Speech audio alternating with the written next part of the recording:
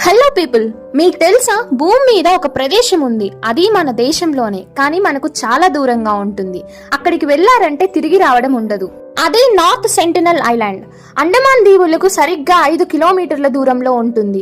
ఇది అత్యంత మిస్టరీగా, అత్యంత ప్రమాదకరంగా మారింది. ఎందుకంటే ఇక్కడ నివసించే ట్రైబల్ పీపుల్ సెంటినలీస్. వాళ్ళకి మన ప్రపంచం గురించి ఏమీ తెలియదు, తెలుసుకోవాలనే ఆసక్తి కూడా లేదు.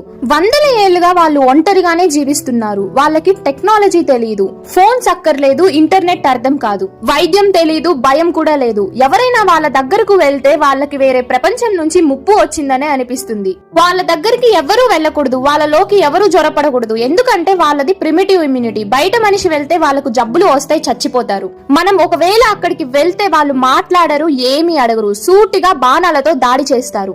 చాలా మంది వాళ్ళతో స్నేహం చేయాలని వెళ్లారు, ఇంకా కొంతమంది మార్పు తీసుకురావాలని కూడా వెళ్లారు. కానీ వాళ్ళు తిరిగి రాలేదు, కేవలం వాళ్ళ కథలు మాత్రమే వచ్చాయి. అక్కడి ప్రజలు మనలాగే మనుషులే, కానీ వాళ్ళ జీవిత విధానం మనది కాదు.